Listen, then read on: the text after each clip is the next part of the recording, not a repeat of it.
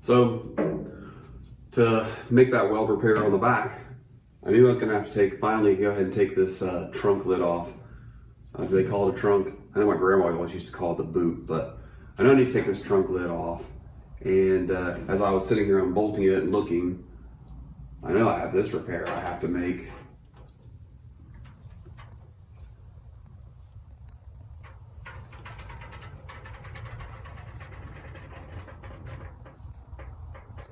And I also know I've got to do this repair.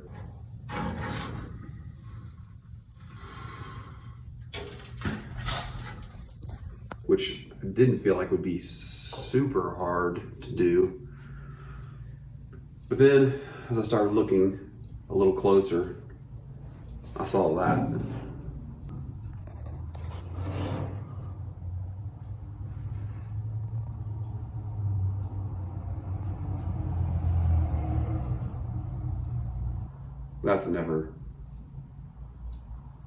That's never a good sign.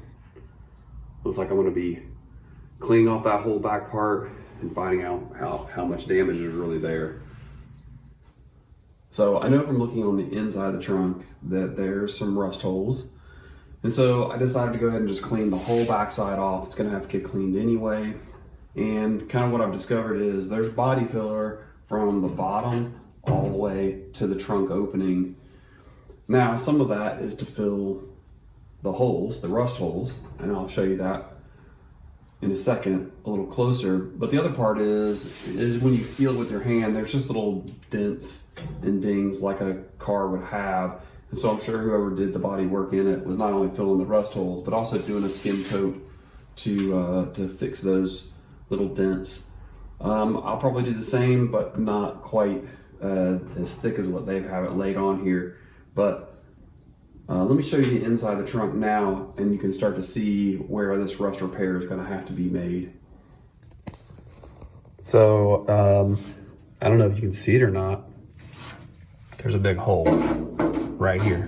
That's not supposed to be there. I'm sure you can see it. And I actually haven't gotten to the lower part, but this is going to create some holes too. If you look real close, you can even see places like this that have some daylight shining through, even all the way up here.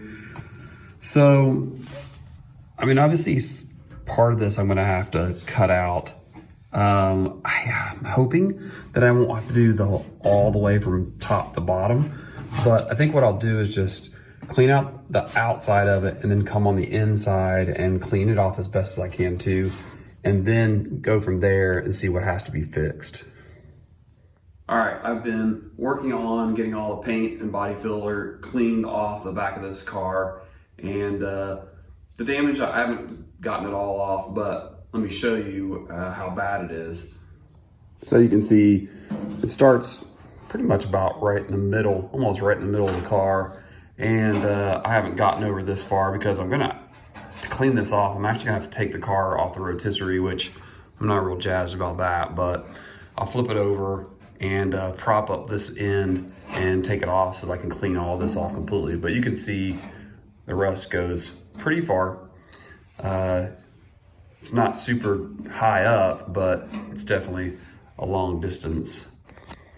So some of the things I've been using to clean this off are a drill with a wire brush on the end. I actually have a wheel too that I've been using, and that's pretty decent. It cuts through the body filler pretty well. The grinder, this will definitely take off material. Part of the reason I don't like it is it's loud, but the other reason is it's not variable speed, so it's just all on or all off. So it's a little hard to get into some of the places that you're trying not to tear up too much metal. My tool of choice, honestly, is this Mac 1/4 inch angle die grinder. It's nice, it's variable speed, obviously it's air driven, and I can take the sanding discs off here and change them if I want to get different grit to get into the kind of the little tight spots to get it off. So I know it doesn't cover a lot of area, but it's cut through this old body filler and paint really well. So this is kind of my tool of choice. So I think what I'm gonna do in order to replace this piece is prop it up, take it off the rotisserie, and then once I get it all the way completely cleaned off, I'll probably go ahead and just square it off and remove all of the outer skin from the trunk part of the pan. Cut a piece that'll fit, that gives me plenty of space, and probably use the beater bag to get the right kind of curvature. It's not a lot, but you do want to get a little bit of the roll, and then hopefully weld it into place. So at this point, I got to get the car off the rotisserie, at least on this end, so that I can get all this cleaned off. So I'm gonna go ahead and take the car off the rotisserie on this end, and so I'm gonna just prop the car up. It's not super heavy at this point, but if you look inside here, I didn't really want to put it on the weight on the top part right behind the seats, because I wasn't sure how flexible that would be. So I've got a little stand. I'm putting a 2x4 in, and I'm gonna put it so that it rests basically on right behind the door. Let me show you what I'm talking about. So if you look, I didn't want to have it rest on this part right here because I wasn't sure how else this probably would be fine. So I'm gonna basically put it to where it's gonna rest out here on this side and on the other side. So I'm gonna get it lined up, and then I'm just gonna kind of slowly lower it down.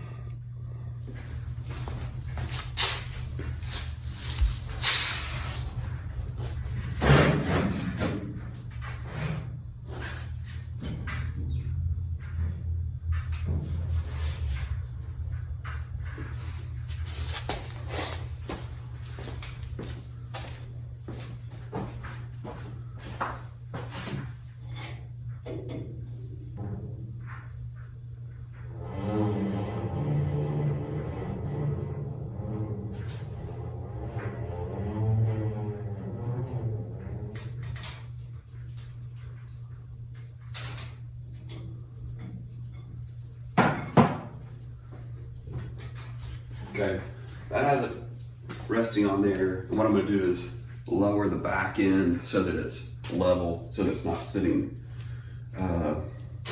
with a down slope.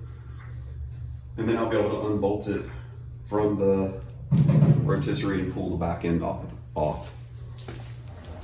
So rotisserie is not attached to the car. Now I just gotta unbolt the bottom of it so I can slide it out.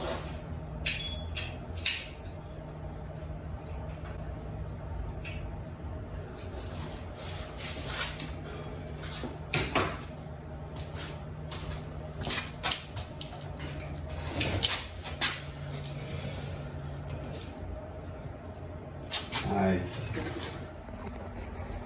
Okay, so the car's off the rotisserie on this end. It is sturdy, it's not going anywhere, so I can work on it. I'm gonna get these brackets that hold the bumper on that it's been attached to the rotisserie with, and that's gonna give me access to go ahead and clean off this part and start figuring out how I'm gonna patch this back end. So I went ahead and took the brackets off, and I cleaned that up. I'll come back to that and clean it up more. I just measured down 2.5 inches because I think that's after of course I had to clean all the rest of that off, but I measured down 2.5 inches, marked it, and I just stretched a piece of tape. It doesn't matter, this isn't cabinet work, so, but this gives me a guide for what I'm gonna cut out. So I'll cut it with a wheel and then clean off this part, leaving the trunk. Now, one of the things I noticed, and I'll show you what I'm talking about, the trunk seemed to be fairly solid except for I found this spot. So I may have to do, well not may, I'm gonna definitely have to do a little repair there before I put the end piece on. So I got this part all removed, and this actually is solid enough that I could plug weld to it. It's this back part that's a little bit of a problem. There's a lot of light coming through there, which you probably can't see, but if I put some light behind it, see all? So, this is more extensive a repair than I thought it was gonna be to this trunk pan.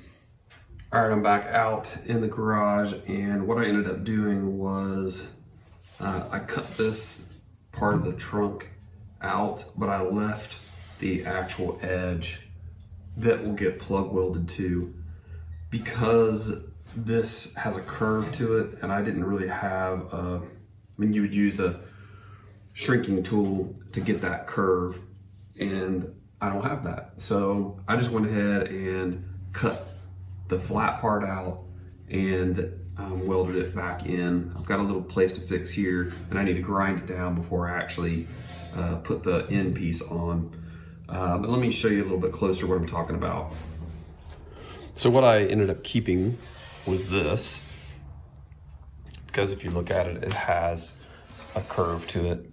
So I just cut it out, the bad part that was out. This is strong enough to plug weld to, so I'm gonna clean it all off, grind all this stuff smooth, at least on this edge, because I won't be able to get to it once I put this panel in, and this part should be good to go.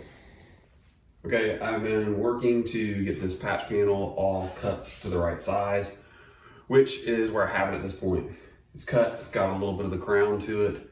I put the crimple on the top. Now what I'm gonna do is take it off, punch some plug holes in it for the plug welds, prime everything, get it all ready, and get this thing welded in.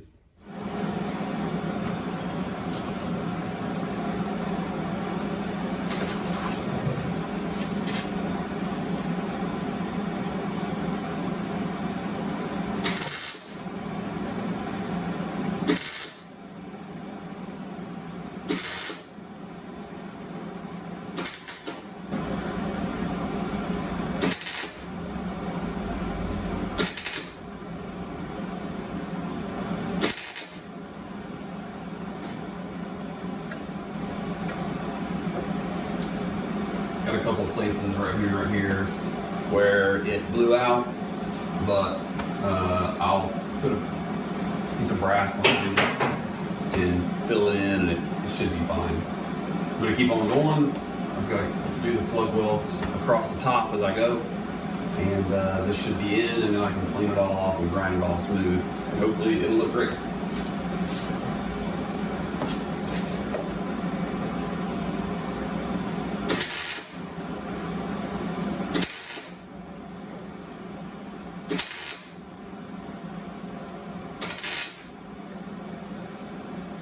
All right, it's all welded in. I filled in the blowouts as well. Now I'll take a grinder and go in and clean it all off, smooth it all down, and I'm gonna have to look over here at this other edge over here because I've got some holes coming through, but hopefully I won't have to cut a whole panel out to fix it. So I'm gonna work on that, and this should be it for this episode. So got some grinding to do.